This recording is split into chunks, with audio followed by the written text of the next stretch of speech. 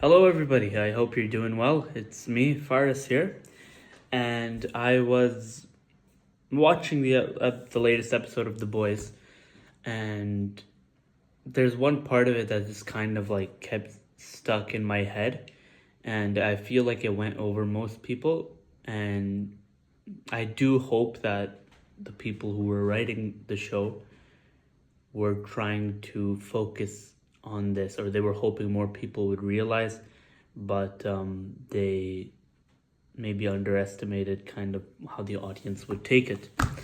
And the part I'm talking about is at the start of the episode, which, it's whatever, right? It's all goy slop at the end of the day.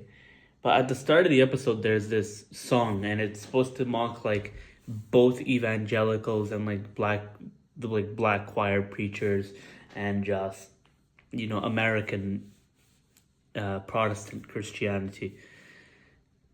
So basically, it's like they take Homelander and they're making him into a divine being, or they're taking Homelander and they're making him kind of like Jesus, but they're also not Jesus, and they're saying he's God, but he's also like God gives the message to him. And I find this episode really interesting because there's a part of the show where MM and Starlight are talking to each other. And when they are talking to each other, they say, I thought Jesus was supposed to be this. Or I thought, wait, no, Homelander is supposed to be Jesus, or like, what is he? Is he a reincarnation of God? And they said that it's not really like anything that makes sense. It's not anything plausible. It's not anything logically coherent. Of course, there are a lot of gaps, but people are, they even like bring the like 20 or so people in the room, and then 6 of them are like super strong, like die-hard believers. And then the others, like, they're great believers, but they have a little bit of doubt, where they do it out of fear, they do it out of a lot of things. So rather than the sincere message, people are coming out of it, more of the aesthetic and whatnot. And while I was reflecting on all these points, I thought to myself, how would Nietzsche react? How would Friedrich Nietzsche, a German philosopher who thought of the term of the Übermensch, how would he react? And, we moved on quite a bit from him, if you will, even though, one of the flaws of Nietzsche was, of course, there are many contradictions in his various writings that I've pointed out before. But one of the interesting things that I did notice was, or like in Nietzschean writing, one of the interesting things I noticed was, how do I say it? Yeah, he always does beat down, say we don't need this concept, we don't need this. However, after doing all the beat down, it left, after the post-World War II America, it started seeing a resurgence in tribalism, religious tribalism, more so that, in order to fill the gap of spirituality where, true Tawheed should have been, where true devotion to God should have been, it was filled with, LARP, if you will. It was filled with, slogans and flags and these sort of things, and spirituality, whatever, rather than religious doctrine, religious dogma. And so now I'm just gonna go through this video now, and there's just a few things I'd like to comment on while we see it together. It's by Oh Father. Raise him up. So let me just open that for you real quick.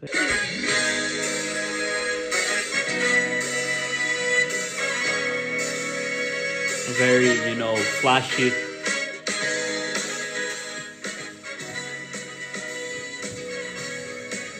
I wonder what he would think, right? Now he turned water into wine. What a useless super. Oh, someone say it.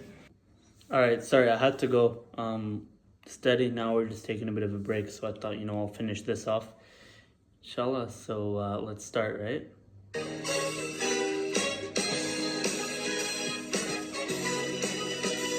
So it's like the angels right now, they're dancing, it's very sexualized. Now he turned water into wine. What a useless superpower. A real God should make them cower and come to our defense. A real God should make them cower and come to our defense. Now, this reminds me of like Nietzsche's personification of who Jesus is. He says a lot of things that are just his own arrogance that he's projecting, basically. Like he likes to say that,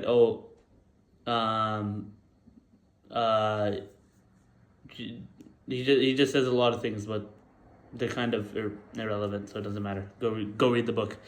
But in particular to this case, he says that why would I want to worship a god, or why would I want to worship somebody who is weak?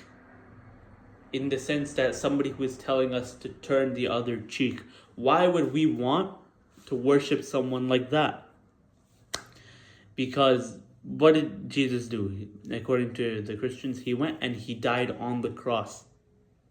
That is the nature of Jesus. Jesus is portrayed as a sort of loving character, a loving thing. This is the martyr complex. That, they're able to take the blows, and that shows the truth of their message, right?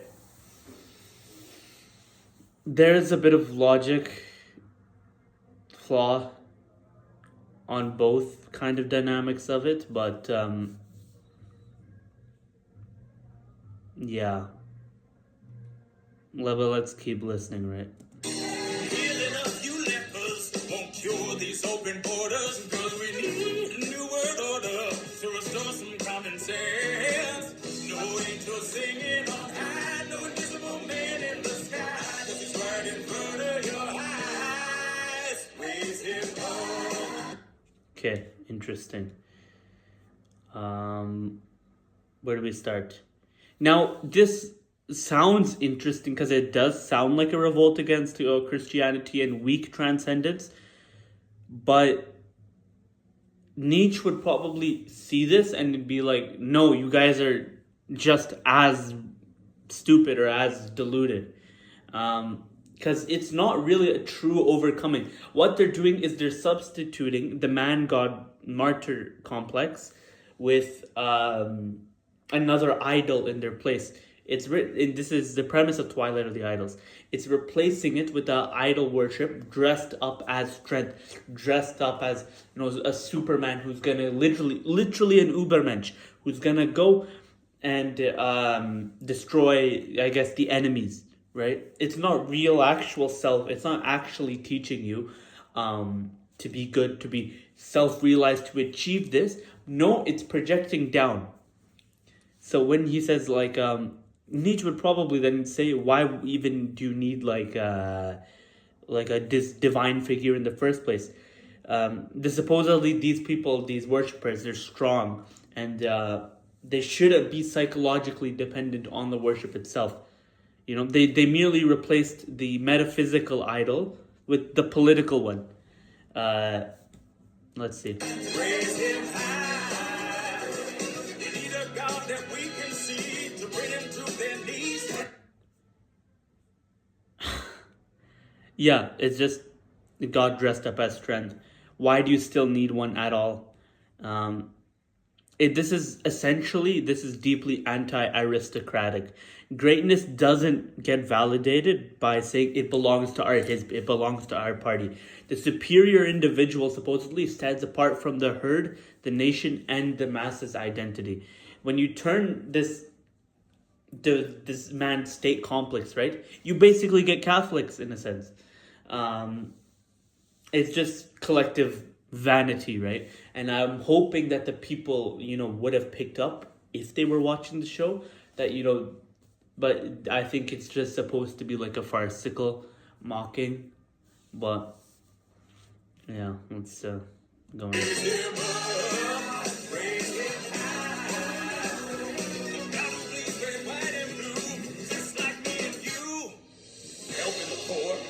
Strangers, all petals and curves and put us in danger. Praise his name and see how he frees us on the throne on his own. Now he's bigger than Jesus. Yeah, we don't need to say it. Raise him up. Raise him high. The kind of God who's strong and just an American like us. an American like us. Again, dependence. Nietzsche admires strength that creates values independently, not like frightening the crowds and demanding the protection. Surely either one extreme, the basis of love, which is supposed to be Jesus, or the basis of punishment, and this which is power. Something truly worth, now this is some message, something truly worthy of worship would not be embodying just one of these qualities, right? Definitely mercy would be a part of a creator, but power as well. Power to create us. A God bleeding, black, red, white, blue. Again, this is now appealing to the common folk. Look, this is an example. It's another idol. This is another example of us. This is another example of someone we can relate to. So that's the thing. You just replace it and replace it. But let's say you get rid of all of this, right? You don't have anything left. You have theories, you have this and that, and you get supposedly trying to get an enlightenment. But then again, that forces it down, right? True sincerity, true religious deviation is based coming from you. Come in the sense that you need to be sincere about it, right? So, I mean, it's pretty obvious this is supposed to be like a declaration of strength. That's what, of Homelander coming, right? But it's just herd worship, resentment disguised as confidence, and the replacement of like the Judeo-Christian values with this whole spectacle. So, Homelander is not really the Ubermensch, it's just, an imposter.